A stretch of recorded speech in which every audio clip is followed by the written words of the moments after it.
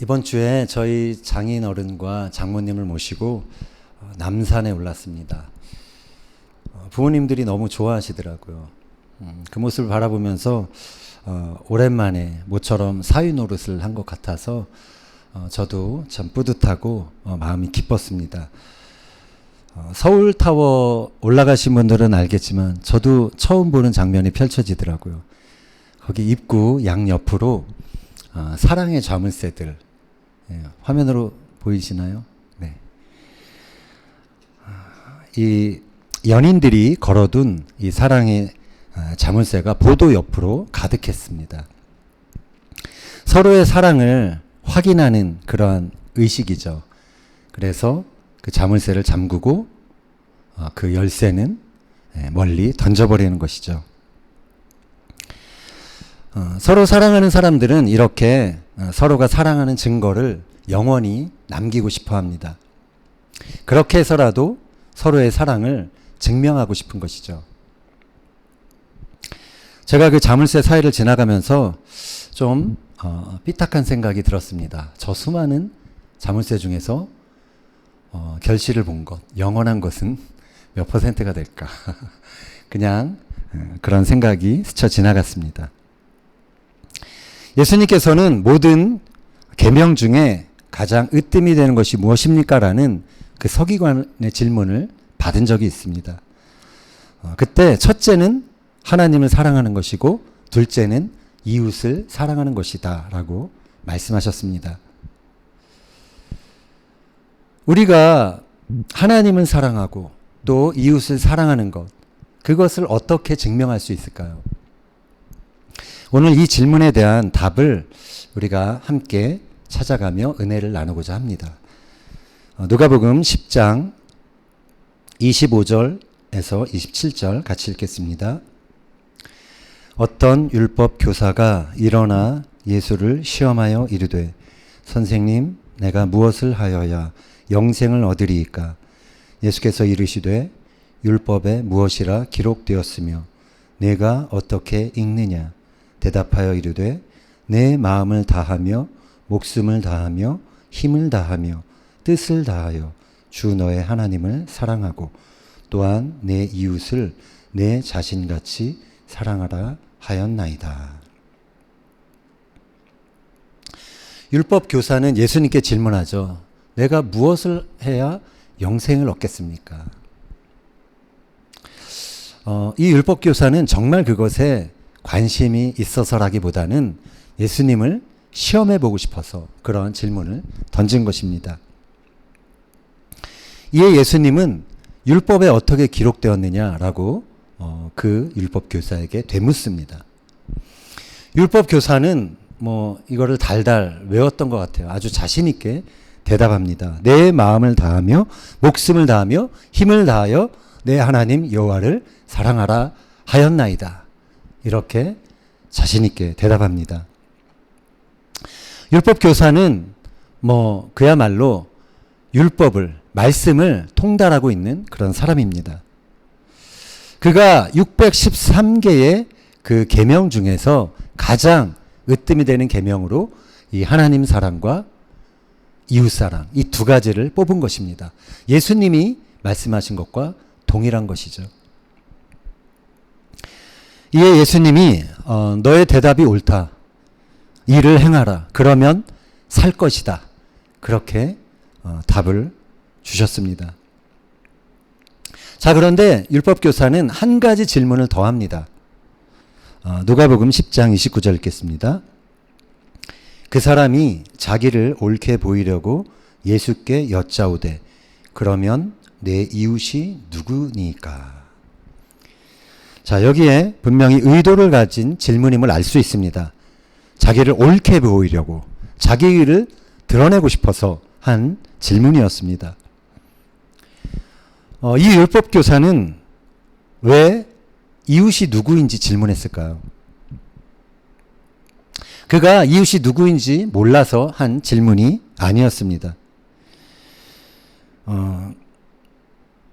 아마도 그는 이웃사랑에 자신이 있었던 것 같습니다. 그래서 그는 이 질문을 통해서 자신의 이웃사랑을 증명할 수 있는 그런 기회로 삼고 싶었는지 모릅니다.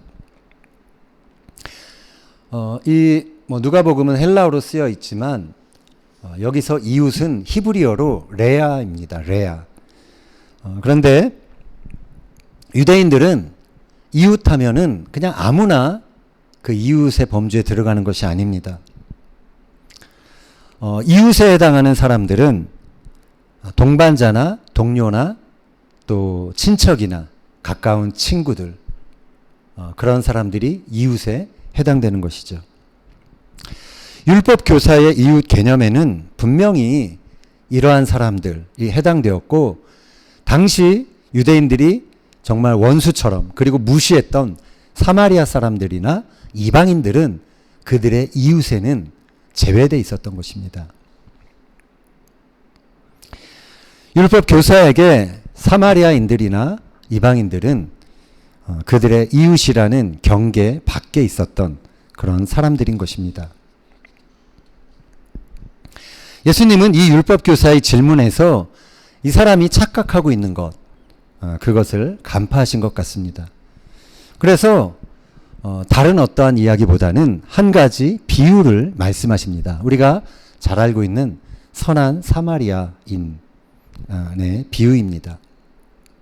누가복음 10장 30, 31절 같이 읽겠습니다. 예수께서 대답하여 이르시되 어떤 사람이 예루살렘에서 여리고로 내려가다가 강도를 만나매 강도들이 그 옷을 벗기고 때려 거의 죽은 것을 버리고 갔더라. 마침 한 제사장이 그 길로 내려가다가 그를 보고 피하여 지나가고.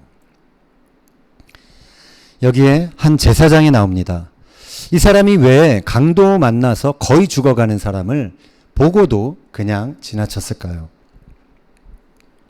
그것은 아마도 그가 알고 있는 율법 때문에 그런 듯합니다. 레위기서에 이런 말씀이 있습니다. 21장 1절 여호와께서 모세에게 이르시되 아론의 자손 제사장들에게 말하여 이르라. 그의 백성 중에서 죽은 자를 만짐으로 말미암아 스스로를 더럽히지 말려니와. 분명 제사장들은 죽은 사람들, 시체를 가까이 하거나 만지면 부정하게 된다라는 율법이 있었습니다. 그래서 이 제사장은 거의 죽은 것 같은 이 사람을 만졌다가 자신도 부정하게 될까봐 그것이 두려워서 피해갔던 것이다 라고 우리는 추측해 볼 수 있습니다. 누가복음 10장 32절 보겠습니다. 또 이와 같이 한 레위인도 그곳에 이르러 그를 보고 피하여 지나가되. 자, 두 번째로 레위인이 또 그곳을 지나갑니다. 자, 이 사람도 그 강도 만난 사람을 피해갑니다. 왜 그랬을까요? 레위인은 우리가 아는 것처럼 일반 그냥 보통 유대인들보다 종교적인 열심이 더 뛰어난 사람들입니다. 하나님을 누구보다도 잘 섬긴다고 자부했던 그런 사람들입니다. 그런데 그들은 아픈 역사를 겪었죠. 하나님께 순종하지 아니함으로 인해서 이제 기원전 586년에 예루살렘, 이스라엘이 멸망당하는 그러한 일을 맞이하게 됩니다. 그들이 하나님의 심판으로 포로 생활을 했다라는 것 그 자체가 그들에게는 상처였고 그들에게는 아픈 기억이었습니다. 그래서 이들은 이제 포로에서 돌아와서 정말 우리가 이제는 율법 안에 율법을 잘 지키는 사람들이 돼야 한다라는 그러한 믿음, 그러한 어떤 각오를 가지고 종교적인 열심에 더 매달리게 됩니다. 율법을 완벽하게 지키기 위해서 여러 가지 규례와 또 유전들을 만들어냅니다. 그런데 그들이 그럴수록 율법의 본질보다는 율법을 어떻게 지켜야 하는가 하는 그 형식에 그들은 더 매달리게 됩니다. 그것이 더 중요한 목적이 되어버린 것이죠. 그래서 그들은 하나님과 이웃들을 실질적으로 사랑하기보다는 어떠한 형식들, 절차들, 그것에 매여 있었던 것입니다. 특히 예수님 당시에 종교적인 유대인들 안에는 인과응보 사상이 있었습니다. 하나님이 착한 일 난 사람에게 축복하고 또 그렇지 않은 사람, 죄인이라고 생각하는 사람들에게 벌을 내리신다라는 그런 사상이죠. 그래서 그들은 병든 자라든가 아니면 가난한 사람이라든가 불행을 당한 사람들은 하나님께 벌을 받아서 그렇게 된 것이다 라고 생각하는 경향이 있었다라는 것입니다. 그래서 그런 사람들은 하나님이 버린 사람들이기 때문에 우리가 버려도 마땅하다라고 생각했던 것입니다. 이 비유에 나오는 레위인도 강도 만나 불행을 당한 그 사람을 하나님이 벌하셔서 저렇게 된 것이다 라고 생각했는지 모르는 것이죠. 그래서 피해간 것이다 라고 우리는 생각해 볼 수 있습니다. 자, 예수님께서는 이제 마지막으로 세 번째 사마리아 사람이 그 강도 만난 사람을 지나가는 장면에 대해서 말씀하십니다. 누가복음 10장 33절이야 읽겠습니다. 어떤 사마리아 사람은 여행하는 중 거기 이르러 그를 보고 불쌍히 여겨 가까이 가서 기름과 포도주를 그 상처에 붓고 싸매고 자기 짐승에 태워 주막으로 데리고 가서 돌보아 주니라.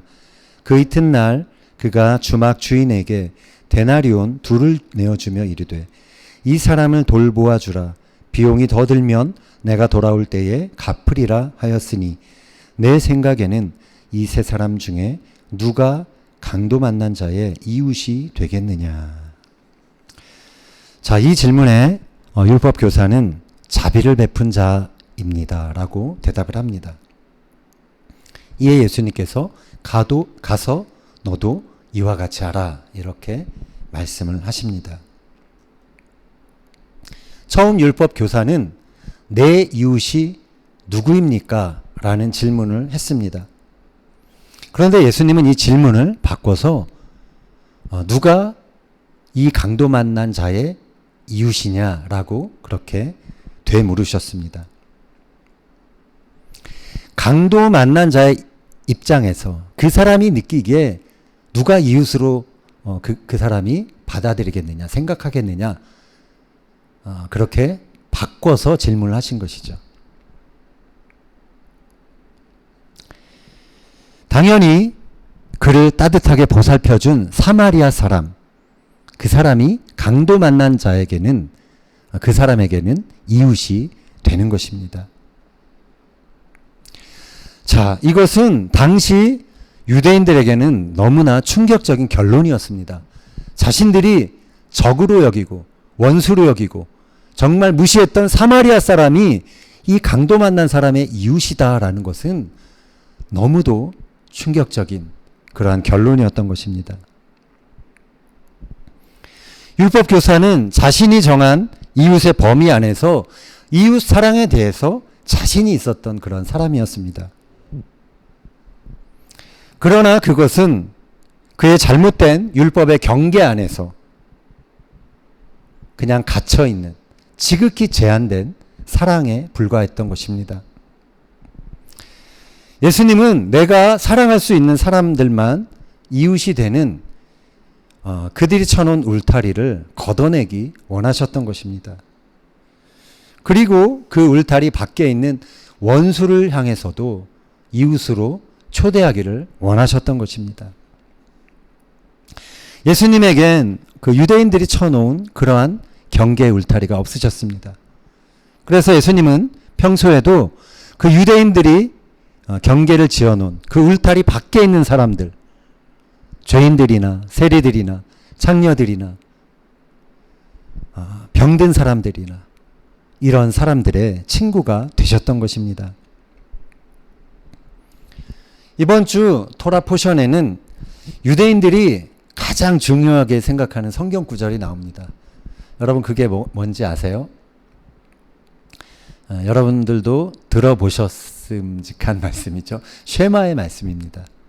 쉐마 이스라엘, 이스라엘아 들으라로 시작되는 신명기 6장 4절 5절 말씀입니다.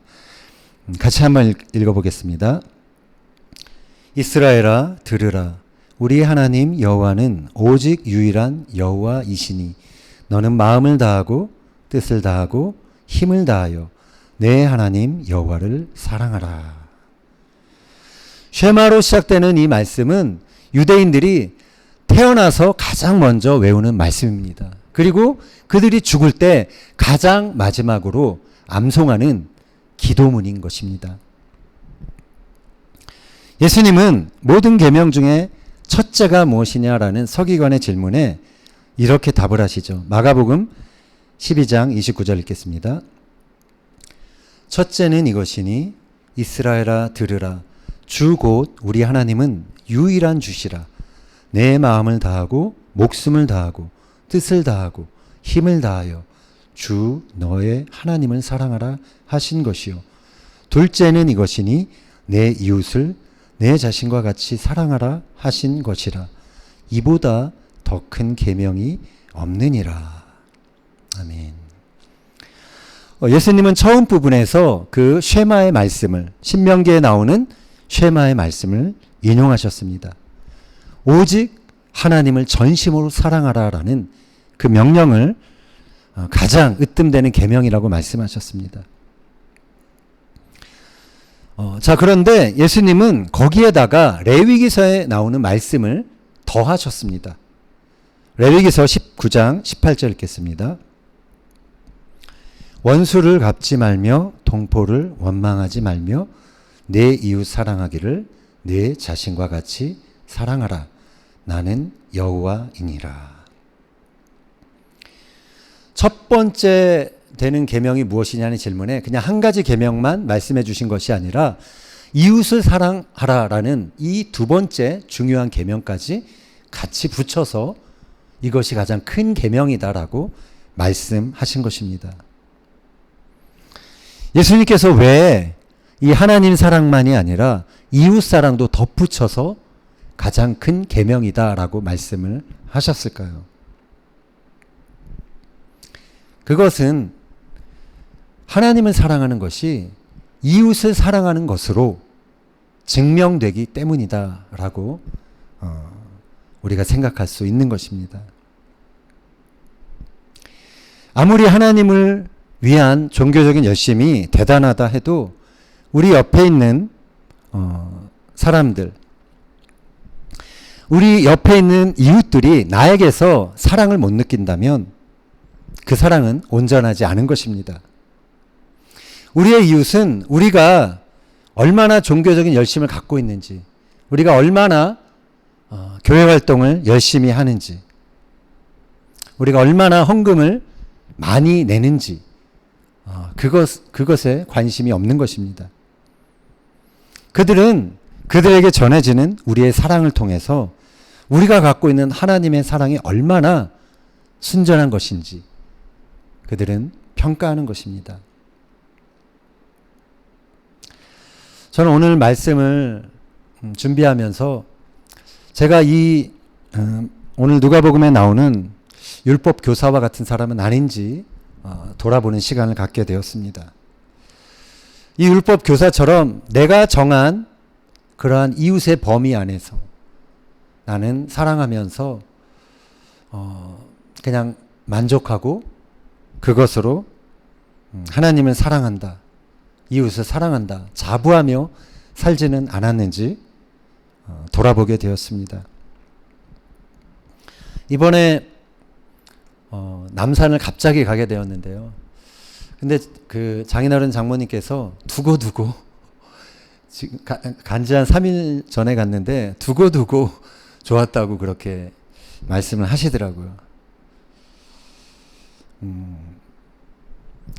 그것을 보면서 그동안 참 가까이서 섬겨드리지 못하고 교회를 한다고 그렇게 더 많은 기회로 섬겨드리지 못해서 그렇게 죄송한 마음도 한편으로는 들었습니다. 사랑은 힘들고 어려운 것입니다. 늘 해도 모자란 게 사랑이라는 생각이 듭니다. 그러나 사랑은 우리가 포기할 수 없는 도전인 것입니다. 바울이 로마서에서 이런 말씀을 합니다. 로마서 13장 8절 이하. 피차 사랑의 빛 외에는 아무에게든지 아무 빛도 지지 말라. 남을 사랑하는 자는 율법을 다 이루었느니라. 간음하지 말라, 살인하지 말라, 도둑질하지 말라, 탐내지 말라 한 것과 그 외에 다른 계명이 있을지라도 내 이웃을 내 자신과 같이 사랑하라 하신 그 말씀 가운데 다 들었느니라. 사랑은 이웃에게 악을 행하지 아니하나니 그러므로 사랑은 율법의 완성이니라. 바울은 남을 사랑하는 자는 율법을 다 이룬 것이다 라고 말하고 있습니다. 바울은 남을 사랑하는 자는 율법을 완성하는 것이다 라고 말하고 있습니다. 사랑하기가 더 쉽지 않은 그러한 시대에 우리는 살고 있습니다. 지금 한국 사회를 상징하는 키워드 그 중에 하나가 각자 도생이라는 사자성어가 아닐까 생각을 해보았습니다. 각자 자기가 살 길을 스스로 추구한다, 도모한다라는 뜻이죠. 코로나로 오늘과 내일의 일상이 그렇게 불안해진 그러한 우리의 삶 속에서 이제 각자 도생하는 것, 그것이 그냥 더 이상 이기적인 것이 아니라 내가 어쩔 수 없이 반드시 해야만 하는 어떤 삶의 자세가 된 것 같아서 안타까운 마음이 들게 됩니다. 점점 내가 사랑해야 할 이웃의 범위가 축소되고 있습니다. 점점 이웃을 사랑하지 않아도 가책을 느끼지 않는 그런 시대가 되지는 않았나 조심스럽게 염려하는 마음이 생깁니다. 그러나 오늘 우리가 말씀을 통해 살펴본 것처럼 사랑은 영생으로 가는 길인 것입니다. 사랑은 성도의 책임이자 특권인 것입니다.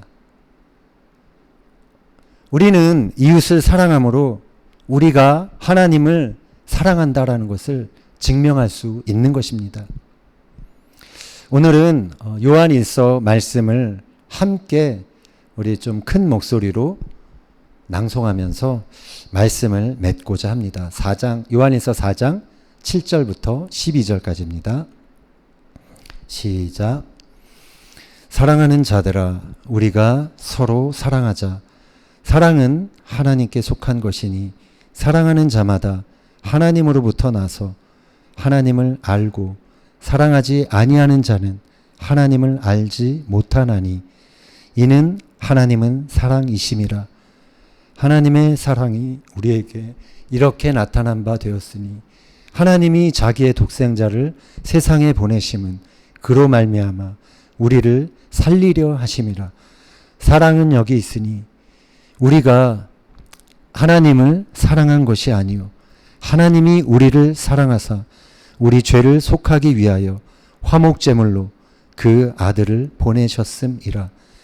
사랑하는 자들아, 하나님이 이같이 우리를 사랑하셨은즉 우리도 서로 사랑하는 것이 마땅하도다. 어느 때나 하나님을 본 사람이 없으되 만일 우리가 서로 사랑하면 하나님이 우리 안에 거하시고 그의 사랑이 우리 안에 온전히 이루어지느니라. 아멘. 바라기는 우리가 세상의 환경과 세상이 변해가는 것을 탓하기 전에 우리가 서로 변함없이 우리 가까이 있는 가족부터 우리가 경계를 정하지 않고 우리가 만날 수 있는 이웃들을 우리가 아낌없이 사랑함으로 하나님께서 우리에게 주신 모든 계명들을 완성하는 그러한 저와 여러분이 되기를 예수님의 이름으로 축원합니다.